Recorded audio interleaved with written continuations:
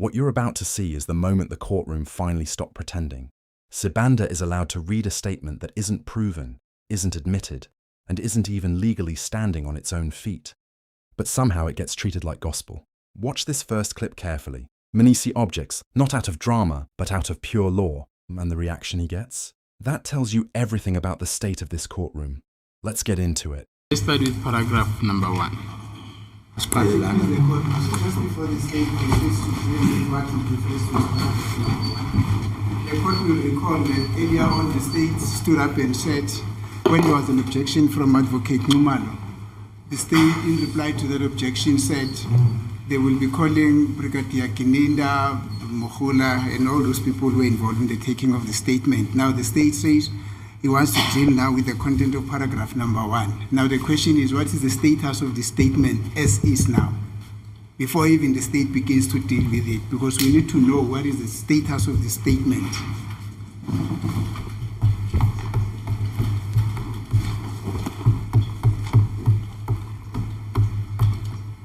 Because we cannot simply, my lord, say the state should just get into the content of the statement without the state having specifically indicated to court on record and to the accused person and to the witness himself that the nature or the circumstances in which we'll be dealing with this statement will be treated as the following, as in the following nature, which is the reason why I'm asking, what is the status of the statement as the state wishes to deal with the content of the statement? Yeah, but the way I understand it, the witness himself said he requests that his statement be made available in court. He said it. That is something else, my lord. That's not something else. He made a request. Yes, so when you say you want the status of the statement, yes. What do you get? What are you getting at? That is what I need to get from the state, my lord. Say, because the state says... They say, what do you want to get at when you say you want to lead the statement? No, my lord, that's not what I'm asking. I'm asking, what is the status of the statement as the state wants now to deal with the content of this alleged statement? What is the status of the statement? I don't want to give them a possible answer. They must come with an answer themselves. Because we need to know, as we proceed, what is it that we are going to refer this statement to in terms of the cross-examining of this accused on the content of the statement, madam. Yes, doctor, what's your... My lord, the status of this document will be determined after all the evidence has been led before this court. Because if I recall very well, the court indicated that in terms of section 186, the likes of Brigadier Geninda and Sergeant Mohane will be called. So what the state at this stage, following the request of the witness, is trying to do is to go through the statement with the witness, check what is it that he agrees or disagrees with that is contained in the statement. Okay, fine. Just the final point of clarification. Is the state therefore submitting that the statement will be admitted on a provisional grounds or basis, pending the calling of the brigadiers? As I understand the law, that statement is evidence. Is that evidence, or what do you call the statement? It's evidence, my lord. That's it. As I understand the law, that statement is evidence, and it will be dealt with like all evidence is dealt with. Okay. Which has not been fully proven, my lord. Thank you. Now here's where the travesty becomes undeniable. Instead of pausing to address the objection, instead of clarifying the status of this unproven statement, Judge Rata descends into the arena and sides with the state. Just like that, the document magically transforms into evidence before court. No foundation, no verification, no admissibility process. Just a judicial decree. And once the judge blesses it, Sibanda goes into full attack mode, line by line, paragraph by paragraph, cross-examining Zondo on content that legally shouldn't even exist in this trial. This is where the second clip picks up. The disrespect, the tone, the pressure, until Zondo breaks down under the weight of a cross-examination built on sand. Let's continue listening on. Let's proceed, Mr. Zondo. My apologies once more for that. Ngixolise futhi ke ngalokho asiqhubeke umzana uZondo kumele befisa nje ukwazi ukuthi njengoba umbuso manje uqhubeka ke bethi ke istatement lesi ke kuyini ke noma siyini phambi kwenkantolo. I am a male person with the ID number. I don't want to place your ID number on record. Can you just look at that ID number? Ngiwumuntu wesilisa nale ID number uthi ke angeke ayifundeke ucela nje uyibuke wena iID number lena. It is mine, my lord. And then who is the source of this information?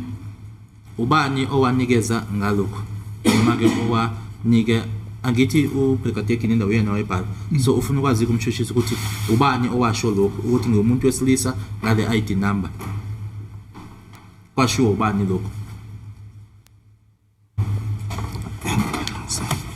Kosenkantolo ngokwe-ID uqala ngibhale ID angisakhumbuli engikukhumbula lapha kosenkantolo imibuzo engibuzwa kuyo ngichaze ngabasola abawu4. With regards to the ID number, my lord, I cannot remember anymore. What I do recall is what I was asked to explain about my knowledge of the 4 suspects. Ufazi bala kosenkantolo ID ayisengakubo vele. Proof of that, my lord, the ID was already with them, or they already had the ID, my lord, in their possession. But do you confirm that this is your ID number? Kodwa uyaqinisekisa ukuthi ke ID number yakho le? Yebo kosenkantolo. Yes, my lord. And then let's move to your cell number ending with 6569. Cell number le yona egcina ngo6569. Yami kosenkantolo. It's mine, my lord. Who is the source of this information? Ubani owanikeza ngayo? Yimi kosenkantolo neza number. I'm the one who provided the number, my lord. Were you asked to provide your cell phone number? Wacelwa yini ukuthi unikeze ngenumber yakho? Akacela ngesekantolo wafuna othi inombolo yami angisho. Wathini? Wathi angisho inombolo yami. He asked me to give my number, my lord. Was that not a request, eh? Kwakungasona isicelo leso? Ayikwansisi isicelo. No, it was not a request. I am currently employed by Mapatese Mining, Rustenburg, holding a position of a mining person from 2017 March. Njengamanje ke ngisebenza ke eMapatese Mining eRustenburg. Iposition yami ke noma isikhundla sami ke ngizosisho ngale ndlela ebhalwe ngayo mining person. Ukusuka ngoMarch ka2017. Kosenkantolo ngaphambi ukuthi kosenkantolo iqhubeke ubaba ipolice. Apologies before you proceed. Iyona paragraph leyo eyokuqala eyangiphambanisa noGininda le phulanda osasirenewa kwakurenewa kuyo ibility. This is the first paragraph, my lord, where now there was this that myself and Brigadier Kininda did not understand each other, or were not saying the same thing, my lord, at that particular place where we were, where the building was being renovated. Akwesibili iyo futhi le same day eyangiphambanisa nobabaloyi ukuze ngaqhubeki nestatement ungifundela. And also it is also this very same paragraph that was also the bone of contention between myself and Mr. Baloyi that led to the entire statement not being read out for me, my lord. Kosenkantolo ukuphendula lo mbuzo le mine le angiyazi nakuyazi aze ngisebenze kule mine. Ayani uthi kupe Rustenburg aze ngisebenze eMarekane on. And to answer the question, my lord, this particular mine is unknown to me. I don't know where it is. I've never worked in Rustenburg. I've only worked in Marikana. So you never gave this information to Brigadier Kininda? Akusho ukuthi awukaze umnikeze le information uBrigadier Kininda. Akaze ngomnike kosenkantolo. I never gave him, my lord. And then where you are working, are you a mining person? La usebenza khona uyiloko kubhalwe la mining person. Ayikho position mining person. Miner is a miner. There is no position that is referred to as a mining person. It's referred to as a miner. Okay, we leave that for arguments. And then were you employed as a miner in 2017? Ngo-2017 ungabe wasebenza nanjenge miner? Ngo-2017 ngangisebenza njenge-acting supervisor, chief boss. I was acting as an acting supervisor, chief boss. Okay. My alternative number is that of my friend called Musisi Buthelezi. Enye ke inamba yami inamba yomngani wami noma ke enye inamba engasetshenziswa ke inamba yomngani wami ogama lakhe leUmusizi Buthelezi. Is Mr. Buthelezi indeed your friend? Ingabe umnumzana Buthelezi umngani wakho? Ubuthelezi wefana nomfowethu behlala sonke endlini. Buthelezi was like a brother or like my brother because we were staying together in the house. And it was your evidence yesterday that Buthelezi and yourself, you'll use your phone interchangeably. Bekufakazi bakho ke izolo ukuthi ke wena noButhelezi yayi ibingekho inkinga ukuthi asebenzise ucingo lwakho nawe usebenzise ucingo lwakho uze wathi ke naninge nama secrets makufika ke kuma phone. Ekunjalo Nkosi That is indeed correct, my lord. And it's correct that you can use his phone as an alternative number. Ngakho ke ukuthi ke ungalisebenzisa ucingo lwakhe nanjengenye inamba. Angithi unikeze ngenamba yakho uma ngabe kufuna enye inamba usungasebenzisa inamba yakhe. Kunjalo Nkosi Nkantolo. Yes, that is correct, my lord. Then who is the source of this sentence? Manje ke lokhu okubhalwe lana kwashiwo ubani? Nkosi Nkantolo kwenamba kaButhelezi ngiyakwazi lokho nganikezana ngenamba yomuntu engihlala endlini. With regards to the Buthelezi's number, I know about that. I provided the number of the person that I was staying with in the house. Were you asked to provide that alternative number? Wacelwa into wayicelwa leyo ukuthi sicela usinikeze i-alternative number noma enye number. Into eyacelwa leyo kuwena. Nkosi Nkantolo ake ngithi kuphuma kancane futhi Nkosi Nkantolo ngixolise ukuphazamisa imibuzo Nkosi Nkantolo. No, answer the question. Yeah. Nkosi Nkantolo uma ngibuka le mbhalo la uButhelezi yebo waseqaleni ngangibuzwe ngaye vele ngangazi ukuthi ngihlala noButhelezi. My lord, if I were just apologies for that to disturb the line of questioning. If I were just to step out of line a bit. Initially, indeed, I was asked about Buthelezi because it was known that I was staying with Buthelezi. Yebo. Nothi ngaleli langa ukuthi ngabuza inombolo kaButhelezi. Not that on this day I was asked about Buthelezi's number. Nkosi Nkantolo ngaleli langa leli ngangibuzwa ngalabasela bo4 nga1 Nkosi Nkantolo. I-question yami ithi i-page yakho asene yasiba nenkulumo eningi kangaka. Wayesethi no uma ungibuza ngoNtanzi ngiyabhala ngiyachaza. So manje I not ukuthi ngalona lelo ngabe ngibuzwa ngenamba kaButhelezi. Not that on that particular day I was asked about Buthelezi's number. It was already known that I was sharing a residence with Buthelezi. I was asked about these 4 suspects, my lord, my knowledge of them. I would then say or ask, now in your document or in your paper, why do you now write so much? And then the response was, as you respond, I would then write or explain. Okay, let me ask this question differently. Between Brigadier Gininda and Mr. Goodman Zondo, who knew of your friendship and Buthelezi? Kunabantu ababili ababelaphayana kwakuBrigadier Gininda nomnumzana uZondo manje Nkosi uZondo. Phakathi kwalabo abantu ababili uBrigadier Gininda okwakuKenel ngaleso sikhathi nomandla Nkosi Zondo ubani owayenolwazi lokuthi uZondo noButhelezi abangani ubani wayekwazi kulabo abantu ababili uZondo noGininda lapha eUven. There in Uval. That's correct. Yebo baba. Owenolwazi ngendaba yami noButhelezi. Yebo. Umuntu onolwazi Nkosi Nkantolo lo wengilandile umkhari owafika sibeka lapha. Wafika ngibeka lapha eUven. Uyena onolwazi because the person who knew is the person that fetched me, that is Mukhari. But I'm asking, between you and Gininda. Ngicela ukuphindela umbuzo mhlambe mina ongangizwanga. Asimiyeke umkhari. Okay. Kunabantu ababili, ukhuluma abantu ababili umshushisi, ukhuluma ngawe babuZondo noBrigadier Gininda. Ukuthi ke kulabantu ababili phakathi kwakho noBrigadier Gininda ubani owayenolwazi ukuthi wena noButhelezi niyabangani? Nkosi Nkantolo nginesho ukuthi uGininda wayesazi ngoba i-information wayinikezwa umkhale owayesilandile akanga ukuthi umkhare uyena wafona wathi ngizomlanda uButhelezi My Lord, Brigadier Kininda knew because he was informed by Muhare, because Muhare phoned and said that I will go and fetch Buthelezi. And the phone number of Buthelezi, who gave it to Brigadier Geninda? uBrigadier Kininda wayinikezwa ubani ifone number kaButhelezi? angikhumbuli Nkosi enkantolo enikwa yini. I do not remember giving him, my Lord, or giving it to him. But do you confirm this phone number belongs to Mr. Jack Buthelezi?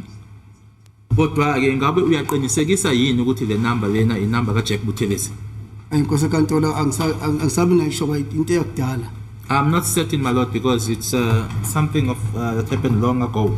But you just said that number belongs to Buthelezi, say. Kodwa ke bekuyinto oqeda ukuyisho ukuthi ke inumber lena inumber kaButhelezi. Nkosi enkantolo uba ngisho nje ngithi uqinisekisa ukuthi exactly yiyo le. Angisakhumbuli kahle lapho sekuyinto yakudala. As I am saying, my Lord, that to be precisely certain, my Lord, that this is the number, I am not sure, my Lord, because it's something that happened long ago. Okay, let me help you. I'm being generous today. Mr. Bongani Ntanzi confirmed that number belongs to Mr. Jack Buthelezi. Angisho kanjena ke ukuthi ke umnumzana uNtanzi waqinisekisa ukuthi inumber le ngempela inumber kaButhelezi. Angikwazi mina Nkosi enkantolo lokho. I don't know about that, my Lord.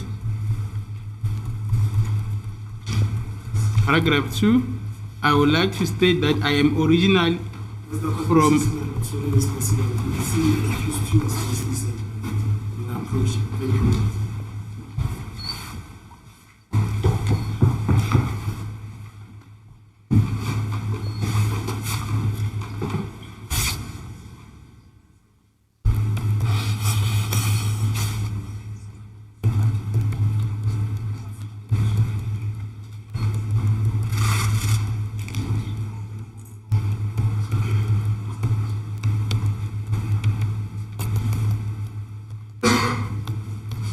As the court pleases, my Lord, I'm indebted. Thank you.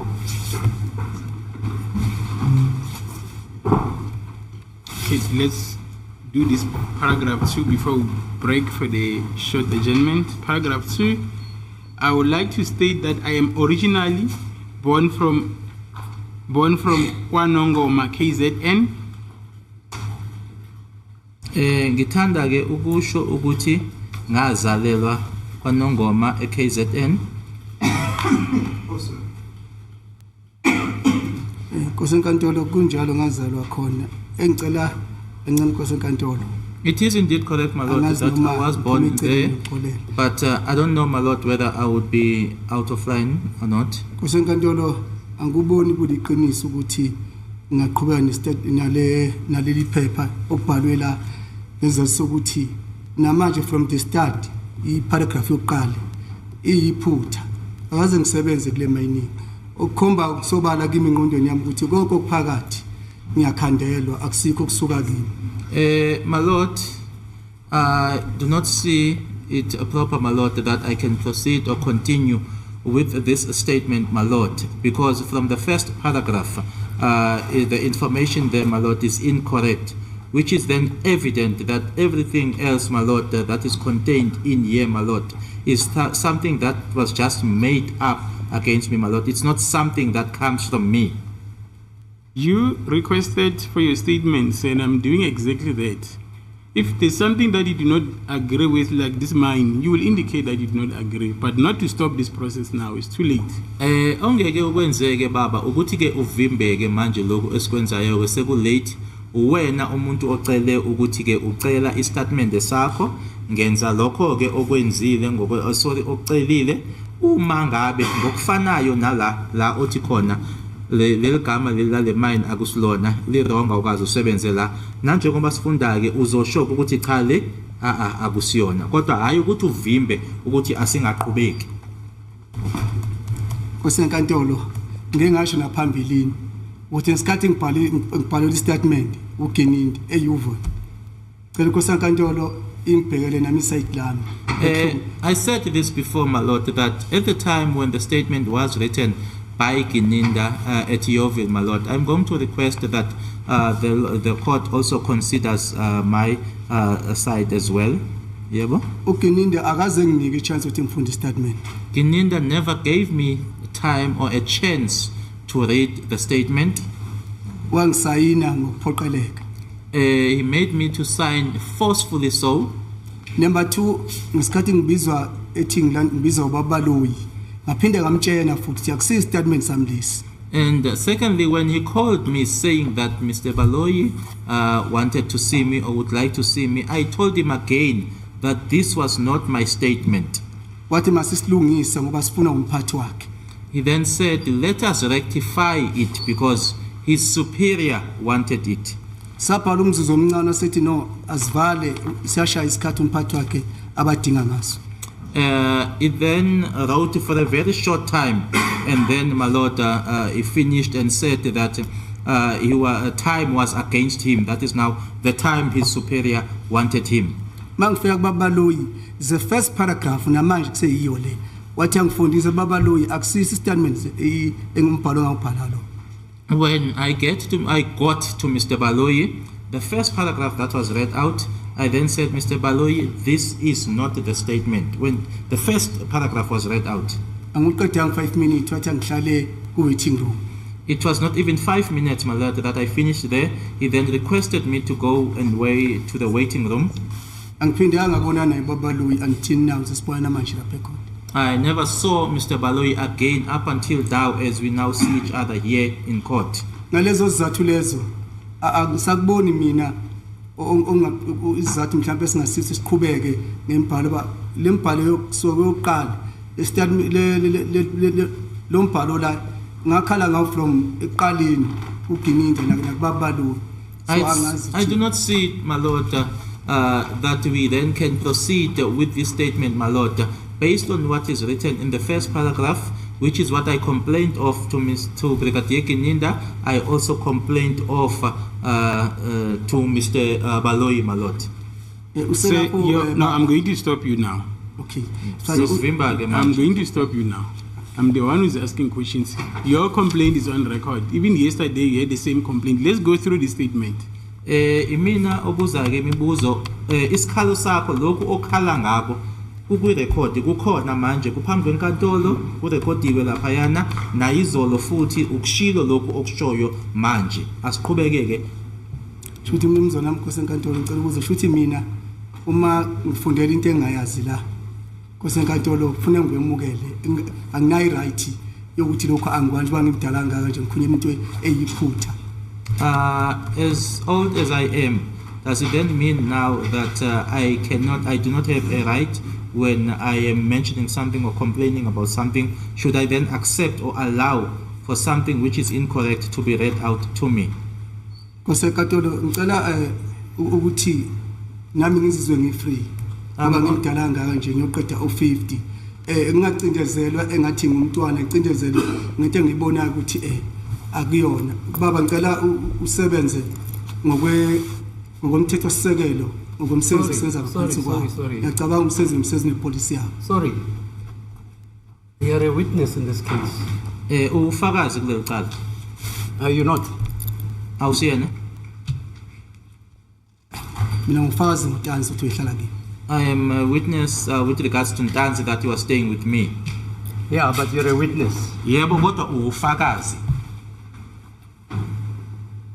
Noma uze la enkantolo njengofakazi asisho kanjalo. Uze njengofakazi la enkantolo. Okay, engivuma Nkosi enkantolo. Yes, my lord, I agree. Yes, so continue being a witness. You've taken an oath to tell this court the truth, nothing else but the truth, as you have been doing. If Gininda, like you say, beat you up and Mabena also strangled you with a paper bag, if you know all those things, you are obliged to mention them, okay? Qhubeka ke ube ufakazi ke ukhuluma iqiniso nanjengoba ke ubuwenza kanjalo uma kuukuthi ke nanjengoba usho ukuthi uGininda wakushaya uMabhena wenza lezi zinto lezi ke oshoyo ukuthi wazenza kuwena ke uphoqelekile ke ukuthi uzisho lezo zinto lezo. What's your time? My lord, we have reached the time for a short adjournment. Yeah, okay. I will further request the court to remind the witness that he's under oath. He may not discuss the matter with anyone for whatever reason at this stage. Okay, thanks. Uyacela kumshushiswa ukuthi inkantolo ikhumbuze ukuthi ungakhulumi ngecala ukhuluma nanoma ubani.